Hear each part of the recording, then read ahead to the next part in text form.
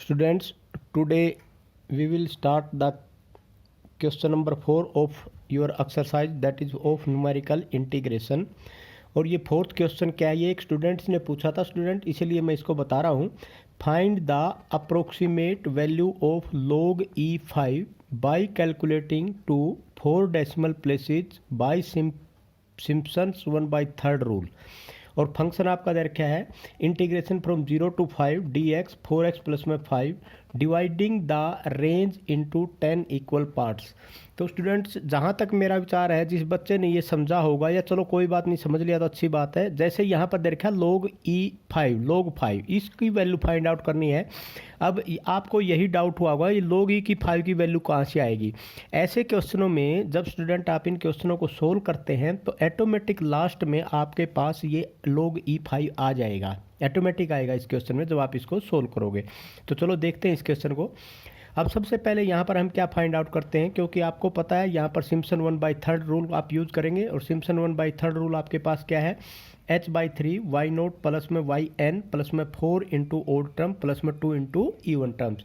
तो यहाँ सबसे पहले हम h फाइंड आउट करेंगे। h is equal to 5 - 0 divide by 10 equal parts था, divide by 10 is equal to 1/2 और ये हो जाएगा आपका 0.5। तो h की वैल्यू आपने क्या लेनी है, 0.5 लेनी है। अब नेक्स्ट हमारा काम क्या है स्टूडेंट, यहाँ पर फंक्शन दिया हुआ है। फंक्शन क्या दिया हुआ है, 4x divide by dx divide by 4x plus में 5, मतलब फंक्शन आपके पास क्या होगा 1 डिवाइड बाई 4x प्लस में 5। अब इस फंक्शंस के अंदर स्टूडेंट x की वैल्यू, अब क्योंकि h ने क्या दिया है 0.5 दिया है, तो हम 0 से स्टार्ट करके 5 तक जाएंगे और इंटरवल 0.5 की हम इसमें h की वैल्यू बढ़ाते हुए चले जाएंगे 0 से लेके। तो x is equal to 0, 0.5, 1, 1.5, 2, 2.5, 3, 3.5, 4, 4.5 and 5। तो यहाँ तक आपके 10 इंटरवल ऑटोमेटिक हो जाएंगे। 1, यहाँ से 1 हो गया, 2, 3, 4, 5, 6, 7, 8, 9 एंड 10 इंटरवल हो गए यहाँ पर। तो अब यहाँ पर देखो स्टूडेंट, y की वैल्यू हम फाइंड आउट करेंगे, क्योंकि ये fx का मतलब क्या होता है, ये y होता है। तो y इक्वल टू इसके अंदर x की वैल्यू 0 रखेंगे तो y की वैल्यू आ जाएगी, x की वैल्यू 0.5 रखेंगे, y की वैल्यू आ जाएगी, x की वैल्यू 1 रखेंगे, y की वैल्यू आ जाएगी। इस तरह ये सारी x की वैल्यू रखते हुए हम y की वैल्यू निकाल लेंगे। और यहाँ पर जो y की वैल्यू होगी अब उनको नाम दे लेंगे। मान लिया x इक्वल टू 0 है, तो ये आपके पास क्या है x0, ये क्या है y0। अगले ये y1 हो जाएगा, ये y2 हो जाएगा, ये y3 है, ये y4 है, ये y5 है, ये y6 है, y7, y8, y9 and y10 तक की वैल्यू आपके पास आ गई स्टूडेंट। अब यहाँ पर एक बात ये देखनी स्टूडेंट, आपने वैल्यू तो सारी y0 से लेकर y10 तक आ गई, n यहाँ पर क्या है, n है यहाँ पर y10। तो अब आपने ये लास्ट का जो है ये yn की जगह हम ये लेंगे फार्मूले के अंदर। अब बाय सिम्पसन 1/3 रूल, ये सिम्पसन 1/3 रूल आपके पास क्या है, तो जो सिम्पसन 1/3 रूल है स्टूडेंट, वो आपके पास क्या है fx इक्वल टू h/3 और y0 प्लस में y10, ये इसने यही रख दिया। अब यहाँ पर आप क्या करेंगे स्टूडेंट, इसको भी आप ऐसे इंटीग्रेशन, जब यहाँ इंटीग्रेशन तो यहाँ भी इंटीग्रेशन आपने दे दिया, और ये क्या हो जाएगा आपका इंटीग्रेशन, ये आपका 0 to 5 होएगा। तो यहाँ जो इंटीग्रेशन ये है, इसको इंटीग्रेशन जो आपने फाइंड आउट करना, यहाँ से वैल्यू जो आपने निकाली, अब आपके पास इसको सिम्पसन 1/3 रूल क्या है, सिम्पसन 1/3 रूल न्यूमेरिकल इंटीग्रेशन में क्या होता है कि आप इसको, ये जो वैल्यू है ये किसके बराबर होगी, h/3 y0 प्लस में y10, और क्योंकि 10 सबसे लास्ट की वैल्यू है स्टूडेंट, तो यहाँ पर प्लस में 4 into y1, y3, y5, y7 and y9 और टर्म्स, प्लस में 2 into y2, y4, y6 and y8। तो ये इवन टर्म्स होगी। अब इसमें h की वैल्यू क्या थी 1/2, तो 1/3 और इंटू में 1/2। y0 क्या है, y0 की वैल्यू है 0.2 और y10 की वैल्यू क्या है 0.040, तो 0.040 होगी, प्लस में 4 इंटू y1 की वैल्यू क्या है 0.143 रख दिया, और यहाँ पर y3 की वैल्यू है 0.091 और y5 और यहाँ पर y7 एंड y9, प्लस में 2 इंटू y2 की वैल्यू क्या है 0.111 और y4 की वैल्यू 0.077, ये y4 की वैल्यू। उसके बाद किसकी आएगी y6 की वैल्यू 0.059 और उसके बाद y8 की वैल्यू 0.048 और y10 आपने आगे ले लिया था। तो ये था फार्मूला स्टूडेंट, इसमें आपने ये वैल्यू पुट कर दी, कैलकुलेटर से इसकी वैल्यू फाइंड आउट करनी, वैल्यू फाइंड आउट करने के बाद आपके पास 0.403 इसकी वैल्यू आ गई। अब एक्चुअली यहाँ पर क्या है स्टूडेंट, यहाँ पर इसकी वैल्यू तो आपने निकाल दी जाएगी, और अगर हम इसका फंक्शन का, जो ये फंक्शन आपको दे रखा है, अगर हम इस फंक्शन का एक्चुअली में इंटीग्रेशन करते हैं तो वो इंटीग्रेशन आपका क्या होगा। वो इंटीग्रेशन यहाँ पर है 0 to 5 dx upon 4x plus में 5। अब इसका इंटीग्रेशन करेंगे, यहाँ 4x है, 4 से ऊपर मल्टीप्लाई कर देंगे, 4 से डिवाइड कर देंगे, तो 1/4 4x dx। अब ये जो है ना 4 इंटू ये इस नीचे वाले का क्या है, डिफ्रेंशिएशन है। अब आपको इंटीग्रेशन के फार्मूले में पता है ये क्या हो जाएगा, log 4x प्लस में 5। तो ये हो गया 1/4 log e 4x प्लस में 5, 0 to 5 हो गया।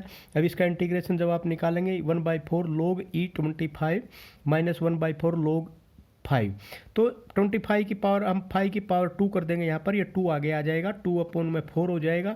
तो ये जब आगे लेकर, अभी तो ये 1 ही है, जब हम आगे लेके आएंगे जब कर देंगे तो ये होगा 2/4 log e 5 minus 1 log e 5। तो इसमें से जब इसको माइनस करेंगे 1/4 बच जाएगा, तो ये होगा 1/4 log e 5। अब स्टूडेंट एक चीज़ देखो यहाँ पर, अब यहाँ से हमने डायरेक्ट मेथड से निकाला तो इसकी वैल्यू आ गई 1/4 log 5 log e 5, ये नेचुरल लॉगरिथम। उसके बाद और वैसे वैल्यू निकाली थी हमने सिम्पसन मेथड से, तो क्या आ गई 0.403। हम दोनों को इनको इक्वल कर देंगे, इक्वल करने के बाद यहाँ पर 1/4 log e 5 इक्वल टू 0.403 आ गया, और log e 5 की वैल्यू 4 इधर जाके मल्टीप्लाई हो जाएगा, log e 5 की वैल्यू क्या आ जाएगी 1.612। तो ये अब आपने log e जो क्वेश्चन में ऊपर दिया हुआ था log e 5 की वैल्यू निकालो, वो ऑटोमेटिक यहाँ पर आ गई, और हम इसको लिख सकते हैं log e 5 इक्वल टू 1.612। तो ये तो आपका ये एक्सरसाइज का क्वेश्चन। अब स्टूडेंट एक क्वेश्चन आपका लास्ट क्वेश्चन है, वो क्वेश्चन भी मैं आपको बता देता हूँ थोड़ा सा। वो है आपका कि भाई दूसरे मेथड, एक और मेथड यहाँ पर गॉसियन क्वाड्रेचर मेथड का यूज किया है। गॉसियन क्वाड्रेचर के मेथड से आप क्वेश्चंस को कैसे करोगे, इसको भी आप देखो। अब देखो न्यूमेरिकल इंटीग्रेशन में आपने क्या क्या कर लिया, एक बार थोड़ा सा बता देता हूँ। एक न्यूमेरिकल इंटीग्रेशन में अगर आपके जो h की वैल्यू है या नोड्स हैं वो इवनली स्पेस्ड है, अगर इक्वली स्पेस्ड है, और दूसरा है अगर नोड्स में आपके इक्वली स्पेस्ड नहीं है, तो या उसमें आप ये कह सकते हैं नोड्स वो आपने अपने आप सेलेक्ट करने हैं, अपने आप चूज करने हैं। तो अगर इक्वली स्पेस्ड हैं तो उसमें आप न्यूटन कोट्स फार्मूला करोगे, और न्यूटन कोट्स फार्मूला में आपके 3 मेथड है आपका क्या है, ट्रेपेजोइडल रूल, सिम्पसन 1/3 रूल और सिम्पसन 3/8 रूल। और अगर आपकी नोट्स आपने खुद चूज करने हैं, अगर हमने नोट्स हमारी चॉइस के होंगे तो उसमें हम करेंगे क्वाड्रेचर का फार्मूला यूज। अब क्वाड्रेचर होता क्या है स्टूडेंट, क्वाड्रेचर में हम ऐसी वैल्यू फाइंड आउट करते हैं अगर हम उस वैल्यू के ऊपर अगर हम वो वैल्यू चूज करें और फंक्शन को इवेलुएट करें, जो फार्मूला हमारा एग्जैक्ट उस पॉलिनोमियल के लिए फिट बैठे। तो ये होता है मतलब terms quadrature refers to the method in which Terms quadrature refers to the method in which the points where the function is evaluated are chosen। ये हमने खुद चूज करना है। Show that the formula is exact for the polynomial of as high degree as possible. तो मतलब उसके लिए जो फॉर्मूला है एग्जैक्ट पोलिनोमियल के लिए जो भी डिग्री का फार्मूला होगा वो उसके लिए फिट बैठे। तो इसमें जो मोस्ट बेसिक इसका जो मेथड हम यूज़ करते हैं ऐसे में, वो आपका कौन सा मेथड होता है, वो होता है स्टूडेंट गॉस क्वाड्रेचर मेथड। अब गॉस क्वाड्रेचर मेथड में थोड़ा सा आप समझो कि भाई ये होता क्या है। वैसे क्वेश्चन बहुत आसान है इसका। अब यहाँ पर देखो जनरल फॉर्म में क्या, सबसे पहले जब -1 to, एक चीज़ का यहाँ पर ध्यान रखना, मैं जो बोल रहा हूँ -1 to 1 fx dx, मतलब इसमें जो इंटीग्रेशन होता है वो इंटीग्रेशन -1 से 1 ही होगा।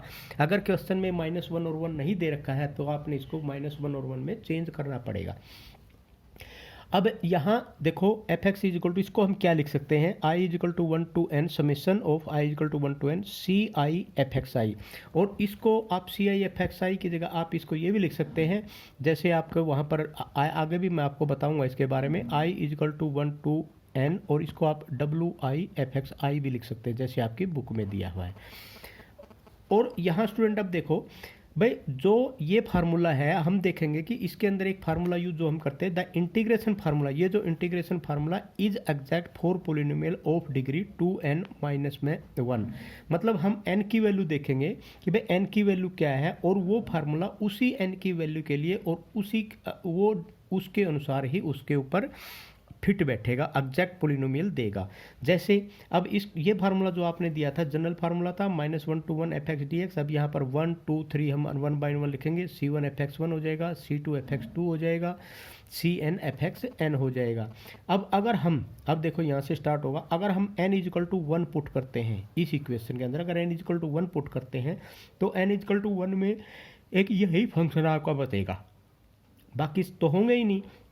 तो n = 1 में क्या हो जाएगा, आप देखेंगे कि भाई जब n = 1 पुट करेंगे तो आपके पास क्या जाएगा, -1 to 1 f(x)dx = c1 और f(x)1 इज एग्जैक्टली। अब हम c1 की वैल्यू फाइंड आउट करेंगे, f(x)1 की वैल्यू फाइंड आउट करेंगे और फिर हम देखेंगे कि ये किसके बराबर होता है, 1 पॉइंट के लिए n = क्या होगा, 1 पॉइंट हो गया। अब यहाँ देखेंगे कि डिग्री जब n = 1 है तो या 2n -1 में n की वैल्यू हम 1 पुट करेंगे तो 2 - 1 यहाँ पर क्या हो जाएगा, 1 हो जाएगा। इसका मतलब ये किसके लिए फिट बैठेगा, ये जब पोलिनोमियल होगी, कोई भी पोलिनोमियल होगी जिसकी डिग्री 1 होगी उसके लिए ये आपका फार्मूला फिट होगा। और उसके बाद अब मान लिया डिग्री 1 है तो डिग्री 1 में आपके पास कितने पॉइंट हो गए, 2 पॉइंट हो जाएंगे, एक तो हो जाएगा x0 और एक हो जाएगा x1। अब डिग्री के लिए पोलिनोमियल कौन कौन से हो सकते हैं, अगर मान लें 1 डिग्री है, 1 डिग्री के लिए पोलिनोमियल कौन कौन से होते हैं, x⁻0 और x⁻1। ठीक है, तो अब यहाँ पर देखो n = 1 के लिए हम फार्मूला अब हम ड्राइव करेंगे। n = 1 के लिए अब हमें फार्मूला ड्राइव करना पड़ेगा, मतलब एक x0 के लिए और x⁻1 के लिए, x⁻0 के लिए और x⁻1 के लिए। मतलब इसको कैसे करते हैं, अब जो आपके पास वो फार्मूला पीछे दिया हुआ था उस फार्मूले के अंदर 1 by 1 एक बार तो f(x) की जगह हम x⁻0 रखेंगे, एक बार f(x) की जगह x⁻1 रखेंगे। तो now we will put x⁻0 and x⁻1 in place of f(x) 1 by 1। अब यहाँ पर देखो -1 to 1 x0 dx = -1 to 1 x0 का मतलब 1 dx, x हो गया -1 to 1, तो यहाँ पर क्या आ गया, वैल्यू 2 आ गई। मतलब क्या हुआ, उस जो फार्मूला आपने लिया था, फार्मूला क्या लिया था आपने ये फार्मूला लिया था -1 to 1 f(x) dx = c1 f(x)1। इस फार्मूले के अंदर जो ये फार्मूला आपने लिया था, इस फार्मूले के अंदर ये वाला पोर्शन मतलब लेफ्ट हैंड साइड, तो लेफ्ट हैंड साइड आपने निकाल लिया और ये लेफ्ट हैंड साइड किसके बराबर आ गया, 2 के बराबर आ गया स्टूडेंट। अब हम राइट हैंड साइड की बात करते हैं, ये है right hand side c1 f(x)1। f(x)1 की जगह हम क्या लिख सकते हैं, x0 x⁻0, मतलब f(x) की जगह हम क्या लिख सकते हैं, x⁻0 और x⁻0 किसके बराबर होता है, 1 के बराबर होता है। तो इसका मतलब यहाँ पर क्या आएगा, c1 × 1। तो c1 की वैल्यू क्या आ गई, लेफ्ट साइड में क्या था 2, राइट साइड क्या आ गया, c1 के बराबर, तो c1 = क्या आ गया, 2 आ गया। इसी प्रकार अब इसी फार्मूले के अंदर हम पुट करेंगे x⁻1। अगर हम x⁻1 पुट करते हैं तो -1 to 1 x⁻1 dx आ गया, तो ये x²/2 आ गया, तो -1 to 1 निकालेंगे, ये आ जाएगा 0। अब हम इसके अंदर f(x) की जगह हम क्या पुट करेंगे, x⁻1 पुट करेंगे, तो c1 क्या हो जाएगा, c1 और यहाँ पर क्या हो जाएगा आपका x⁻1। तो जब c1 और x⁻1 पुट करेंगे, f(x)1 है, f(x)1 मतलब x1 की जगह x1⁻1 पुट करेंगे, तो x⁻1 पुट करेंगे तो ये हो जाएगा 2x1। c1 की बार क्या है 2x1 और 2x1 की पावर किसके बराबर आ गया, 0 के, तो x1 की पावर क्या है, x1 किसके बराबर आ गया, 0 के। तो अब हमारे पास यहाँ क्या था, यहाँ साथ c1 और f(x)1। अब x1 की पावर क्या आ गया, 0, तो 2 × f0। तो कहने का मतलब 1 पॉइंट के लिए अब ये हमारा एक फार्मूला बन गया कि भाई -1 to 1 f(x) dx। तो अगर 1 पॉइंट अगर दिया हुआ है क्वेश्चन में तो उसकी जगह हम लिख सकते हैं 2f0। तो स्टूडेंट अब अगर मान ले इसी प्रकार अगर n = 2 दिया हुआ है, तो n = 2 दिया हुआ तो यहाँ पर -1 to 1 f(x) dx हम करेंगे, तो इसकी जगह हम क्या लिख सकते हैं, c1 f(x)1 प्लस में c2 f(x)2। और इसके अंदर जो अब हम डिग्री निकालेंगे, डिग्री का मतलब n की जगह 2 रख देंगे, 2n - 1 2n 4 4 - 1 तो 3, तो यहाँ पर 3 आ गया। तो इसका मतलब 3 पॉइंट आपने चूज करने हैं यहाँ पर, मतलब n = 2 पॉइंट के लिए कितने डिग्री इक्वेशन, 3 डिग्री इक्वेशन। अब ये कौन कौन से उसमें हो गए डिग्री इक्वेशन में, पोलिनोमियल x⁻0 x⁻1 और x²। तो ये हो गया आपके पास। अब सबसे पहले हम पुट करेंगे x⁻0, one by one function के अंदर हम पुट करेंगे x की पावर 0। अगर आप x की पावर 0 करते हैं इसके अंदर जब लिखेंगे यहाँ पर x की पावर 0 पुट करेंगे x की 0 dx, तो यहाँ पर तो क्या हो जाएगा आपका, इसकी जगह आपको पता है क्या आएगा, तो x की पावर 0 का मतलब 1 आ जाएगा, तो इसके मतलब इसकी वैल्यू क्या आ जाएगी 2 आ जाएगी, आपने पहले भी निकाल लिया। और यहाँ पुट करेंगे तो यहाँ पर क्या हो जाएगा x की पावर 0, इसकी जगह क्या आ जाएगा x की पावर 0, तो इसका मतलब ये 1 होगा, ये भी 1 होगा, तो C1 प्लस में C2, C1 प्लस में C2 किसके बराबर आ जाएगा स्टूडेंट, यहाँ पर 2 के बराबर आ जाएगा। ठीक है, तो C1 प्लस में ये आपका C1 प्लस में C2 हो गया, और यहाँ पर एक किसके बराबर आ गया स्टूडेंट, 2 के बराबर आ गया।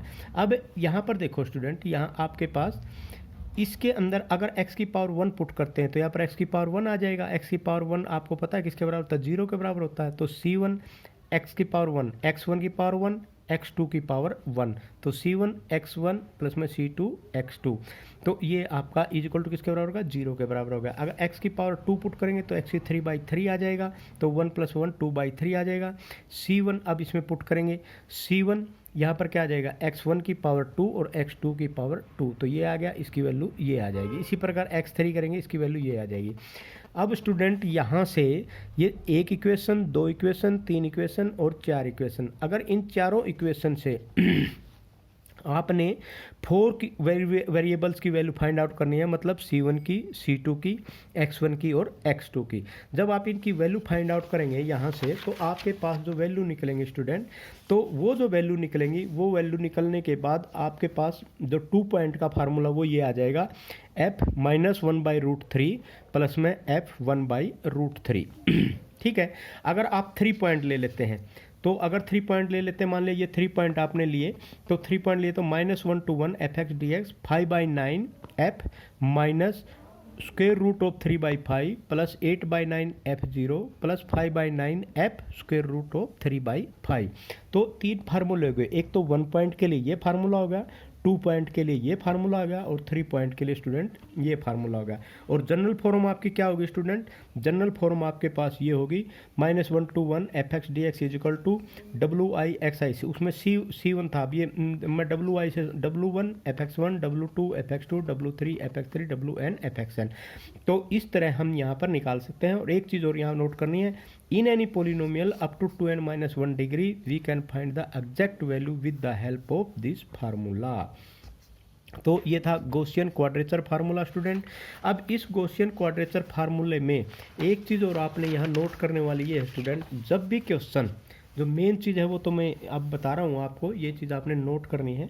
जब भी कोई भी क्वेश्चन आपका, मान लिया लिमिट उसकी -1 से 1 नहीं दे रखी है, एक चीज़ यहाँ पर बहुत ज़रूरी है नोट करने वाली, अगर आपकी लिमिट -1 से 1 नहीं है, मतलब ये जो x की वैल्यू -1 से लेकर 1 के बीच में नहीं है, तो उसमें मान लिया वो a से b है, a to b fx dx है, तो change the variable and transform the integral, तो हम उस वेरिएबल को चेंज करेंगे और इंटीग्रल को ट्रांसफॉर्म करेंगे। तो उसके लिए कैसे करेंगे, तो वो जनरल रूल है, वो मैं आपको ये बता रहा हूँ। जैसे a to b है, हम इसमें क्या करेंगे, x की वैल्यू पुट करेंगे b + a/2 प्लस में b माइनस में a/2 इंटू u एक वेरिएबल आपने ले लिया। यहाँ पर b + a divide by 2, b - a divide by 2 into you, तो put x is equal to, ये a की वैल्यू x में सबसे पहले लोअर लिमिट क्या है a, put x is equal to a, अब लिमिट भी तो निकालेंगे ना। अगर हमें x की वैल्यू a पुट कर दिया तो 2a ये आ जाएगा, और 2a ये इधर आ जाएगा, तो क्या हो जाएगा, a हो जाएगा, और ये इधर आ जाएगा, तो ये आपके पास क्या हो जाएगा, 2a माइनस a, तो a आ गया, a माइनस में b, तो यहाँ पर b माइनस है, तो एक यहाँ पर आपका क्या हो जाएगा, a पुट कर दिया, तो यहाँ पर आपके पास क्या होगा, b + a प्लस में b माइनस में इंटू यू, तो a माइनस में b आपके पास किसके बराबर होगा, a माइनस में b आपके पास क्या हो जाएगा, b माइनस में a तो a माइनस में b माइनस में a/2, तो ये 2 है स्टूडेंट यहाँ पर। ठीक है, तो यहाँ पर अब आपके पास क्या हो जाएगा, b माइनस में a, तो माइनस में b और माइनस में a, तो a माइनस में b, a minus b is equal to b minus में a, तो u की वैल्यू अब आपके इसको नीचे डिवाइड करोगे तो आपके u की वैल्यू क्या आ जाएगी, u की वैल्यू आएगी -1, तो लिमिट ऑटोमेटिक -1 बन जाएगी। और उसके बाद अब आप u की वैल्यू पुट करेंगे, यहाँ पर x की वैल्यू ये थी, अब हम x की वैल्यू पार्ट क्या पुट करेंगे, b पुट करेंगे। तो x की वैल्यू b पुट करेंगे तो यहाँ पर क्या आ जाएगा b, तो ये आपके पास यहाँ पर क्या आ जाएगा 2b हो जाएगा, और b के u की वैल्यू आपकी क्या आ जाएगी स्टूडेंट, प्लस आ जाएगी। तो लिमिट क्या होगी, -1 to 1 और fu du। तो ये आपके पास वैल्यू निकल जाएगी, इसमें आपकी x की इसकी वैल्यू आ जाएगी और u f का फंक्शन हो जाएगा। तो ये वैल्यू आप इसमें पुट करके तो उसको अब इसको सोल्व कर सकते हैं, जो मेथड आपसे पहले। लेकिन इसके क्वेश्चन बहुत ईजी है स्टूडेंट। अब मैं आपको एक क्वेश्चन करके बताता हूँ। एक क्वेश्चन तो मैं इस मेथड से करूँगा और एक क्वेश्चन मैं आपके जो बुक में दे रखा है ना उस मेथड से करवाऊँगा, और आपको करना वही है जो आपकी बुक में दिया हुआ है। और वो बुक में कैसे आता है वो मैं बताऊँगा, वो कैसे आता है, जैसे मैं अब ये क्वेश्चन करने जा रहा हूँ। तो सबसे पहले देखो स्टूडेंट्स, यहाँ पर मान लिया पॉइंट्स दे रखा है -1 to 1 fx dx, w1 fx1, w2 fx2, degree आपकी जो होगी। अब ये आपकी इक्वेशन, चलो ये तो मैंने बता दिया था, 3 पॉइंट्स वाला भी आपको बता दिया था। 3 पॉइंट आपके x की पावर 0, x की पावर 1, x की पावर 2, x की पावर 3, x की पावर 4 एंड x की पावर 5 हो जाएगा स्टूडेंट, क्योंकि 5 डिग्री वहाँ पर आएगा। 3 पॉइंट्स में 5 डिग्री आएगा, 5 डिग्री तक आपने x की पावर 5 तक लेनी है। अब ये question student, evaluate -1 to 1 dx/1 plus में x square by 1 point, 2 point and 3 point Gaussian formula. तो अब यहाँ पर देखो स्टूडेंट, इस क्वेश्चन के अंदर आप सबसे पहले फंक्शन 1/1 प्लस में एक्स स्क्वायर लिया हुआ है by 1 point Gaussian formula. 1 point Gaussian फार्मूले में आप क्या करेंगे, ये तो 1 पॉइंट का 3 क्वेश्चन, एक ये क्वेश्चन है, एक ये क्वेश्चन है और एक 3 पॉइंट का क्वेश्चन है। -1 to 1 fx dx equal to क्या होता है 2f0, ठीक है, x की वैल्यू 0 पुट करनी है। तो -1 to 1 fx आपके पास क्या है 1/1 plus x square dx equal to 2 into x की वैल्यू की x की जगह 0 रख दो, तो ये आएगा, ये आंसर आएगा 1 पॉइंट का, ठीक है। उसके बाद बाई 2 पॉइंट क्वेश्चन फार्मूला आपको पता है, -1 to 1 है, fx dx equal to f -1/√3 plus में f 1/√3 ये होता है। अब इसमें फार्मूले में ये वैल्यू पुट करेंगे और जहाँ जहाँ x है वहाँ पर इस पहले करेंगे -1/√3, उसके बाद करेंगे 1/√3। तो ये कर दिया 1/1 प्लस में √3 का स्क्वायर प्लस में 1/1 प्लस में √3 का स्क्वायर। तो करने के बाद ये भी आ गया 3/4, ये भी 3/4 ऐड करेंगे तो 6/4 और 3/2 1.5 आएगा। ये 2 पॉइंट फार्मूले के लिए आएगा। अब हम आगे करते हैं 3 पॉइंट फार्मूला। अब जो स्टूडेंट 3 पॉइंट फार्मूला है, उस 3 पॉइंट फार्मूले में आपको पता है फार्मूला क्या है, वो फार्मूला क्या है आपका कि भाई -1 to 1 fx dx 5/9 f minus √3/5 plus में 8/9 f0 प्लस में 5/9 f √3/5, ठीक है। उसके बाद ये फार्मूले में आप क्या करेंगे, जहाँ जहाँ पर भी आपका, सबसे पहले इसके लिए देखो, ये यहाँ तो आपने रख ही दिया वैल्यू 5/9 f, जो भी आपके पास दे रखा है उसमें फंक्शन की जगह x की जगह रख देंगे √3/5 माइनस √3/5 प्लस में 8/9। अब इसमें क्या करेंगे 0 पुट कर देंगे, तो ये 0 पुट कर दिया, प्लस 5/9, अब उसके √3/5 पुट करेंगे, √3/5 ये आ गया। इन सारी की वैल्यू आप निकालेंगे, निकालने के बाद 1.5833 ये फार्मूला ये आ गया स्टूडेंट। तो ये था आपका, अगर पॉइंट वाइज दे रखा है क्वेश्चन तो उस क्वेश्चन को सोल्व करने का मेथड। अब स्टूडेंट मैं एक चीज़ बताना चाहूँगा आपको आपकी बुक में क्वेश्चन कैसे कर रखे हैं, आप उस मेथड को, ये तो आपको समझ में आ गया भाई कैसे निकाला आपने और कैसे किया। अब मैं एक चीज़ आपको दिखाना चाहूँगा आपकी बुक में। स्टूडेंट आपकी बुक में ये क्वेश्चन आपने करने कैसे हैं, मान लिया जैसे ये क्वेश्चन आपका एक क्वेश्चन दे रखा है बुक का क्वेश्चन नंबर लास्ट मेरे ख्याल में ये 12 होगा या 11 होगा। तो इस क्वेश्चन में आप देखो यहाँ पर evaluate the integral 0 to 3 x square plus 2x dx by applying goes quadrature formula. तो यहाँ पर गोस क्वाड्रेचर फार्मूला आपने अप्लाई करना है, और ये पॉइंट 2 जो आपने लिया, अब डिग्री यहाँ पर कितनी डिग्री की क्वेश्चन है, 2 डिग्री की क्वेश्चन है, तो 2 डिग्री की क्वेश्चन है तो आप चूज कर लो n = 2। तो जब आपने n = 2 पुट किया तो सबसे पहले हमारा काम क्या होगा स्टूडेंट, जो ये पावर दे रखी है 0 to 3, इस पावर के अंदर आप क्या करेंगे, 0 to 3 को -1 to 1 में चेंज करेंगे। कैसे करेंगे, x की वैल्यू पुट कर देंगे, b + a / 2 प्लस में b - a / 2 इंटू u। अब b की क्या वैल्यू है 3, a की क्या वैल्यू है 0, तो यहाँ पर क्या हो जाएगा आपका 3/2 + 3/2 u, ये x की वैल्यू आ गई। यहाँ पर dx निकालेंगे, dx = 3/2 du। अब सबसे पहले fx क्या है, x² प्लस में 2x, इसकी जगह हम u की वैल्यू रखेंगे 3 + 3/2 u रख देंगे x की जगह, तो ये रख दिया, ये वैल्यू आ गई, तो इसकी वैल्यू आ गई ये स्टूडेंट। इस पूरे के जो ये वैल्यू है स्टूडेंट, इसका नाम हमने दे दिया फाई u। ठीक है, ध्यान रखना, हम इसको फाई u कह लेते हैं स्टूडेंट। अब हम एक इस इंटीग्रेशन को हम I = 0 to 3 x² प्लस में 2x dx = 3/2 -1 to 1 phi u du। Phi u du की वैल्यू रख दो, 9/4 u² प्लस में 15/2 u प्लस में 21/u du। अब इसको हम क्या लिख सकते हैं, इस पूरे के पूरे को हम स्टूडेंट लिख सकते हैं, number 1 3/2 I = 1 to 2 wi 9/4 wi phi i लिख सकते हैं स्टूडेंट। तो हम इसको लिख सकते हैं wi और क्या लिख सकते हैं फाई i की वैल्यू तो हम पुट करेंगे भाई, n = 1 है, n = 2 है, n = 3, उसके अनुसार हम w1 phi 1, w2 phi 2, w3 phi 3, लेकिन यहाँ तो 2 ही है तो 2 तक, तो wi फाई आपके पास ये है, तो 9/4 ui² प्लस में 15/2 ui प्लस में 21/4 ये हो गया। अब हम यहाँ पर स्टूडेंट ये देखो, इसके अंदर w1 u1, w2 u2 और w3 u3। अब हम इसके अंदर स्टूडेंट 1/1 इसकी वैल्यू रखेंगे। अब यहाँ पर आपके पास दो ही चीज़ आएंगे स्टूडेंट, एक तो क्या करेंगे w1 u1 w2 u2 3/2 ये आ गया, तो 3/2 में 9/4 15/2 और 21/4। फिर उसके बाद क्या करेंगे w1 2, सबसे पहले हम क्या निकालेंगे w1 फाई 1।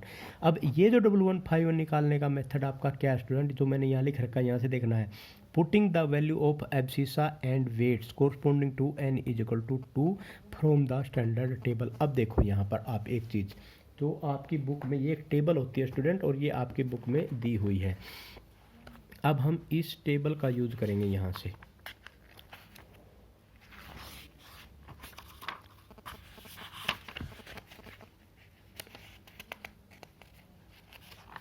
ये टेबल है स्टूडेंट,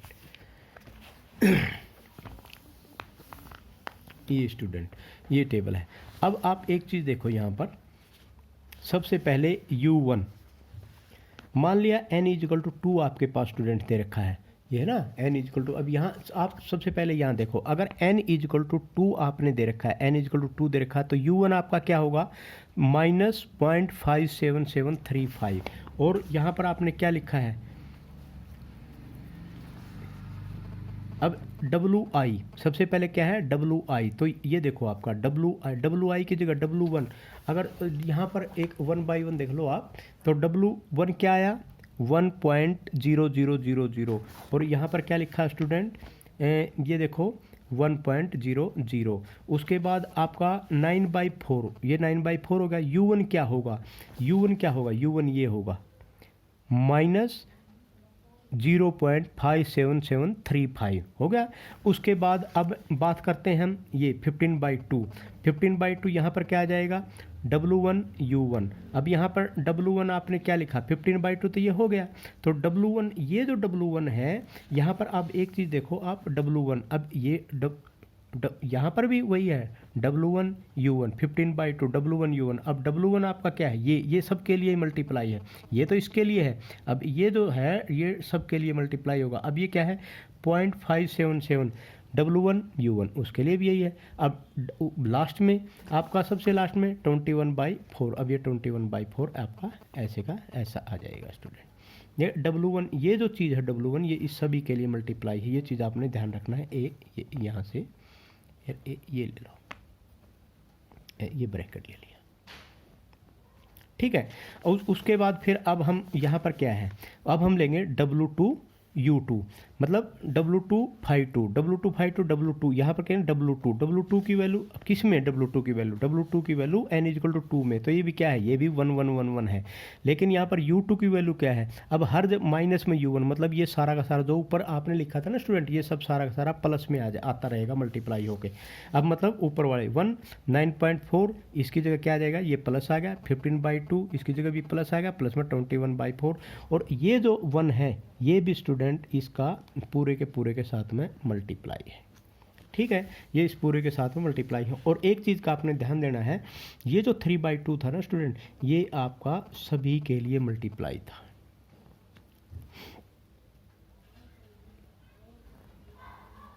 ठीक है जी, ये सभी पूरी के लिए मल्टीप्लाई था, यहाँ नहीं आएगा, पूरे के लिए। और 3/2 मल्टीप्लाई करके ये इसके लिए साथ कर दिया, इसके साथ कर दिया, फिर ये इस पूरे के साथ कर दिया, इसी प्रकार ये निकाल लिया, ये इस पूरे के साथ कर दिया, करने के बाद 3/2 ये वैल्यू आपकी आ गई, और ये आ गई 17.99999। तो ये आ गया आंसर। आपकी बुक में स्टूडेंट जो क्वेश्चन किए हुए हैं, देखो ये जो टेबल है ना स्टूडेंट, अगर आपके पास, अब यहाँ पर देखने वाली बात ये है कि भाई ये जो टेबल है आपकी, ये आपने करी, ये टेबल आपकी बुक में दे रखी है।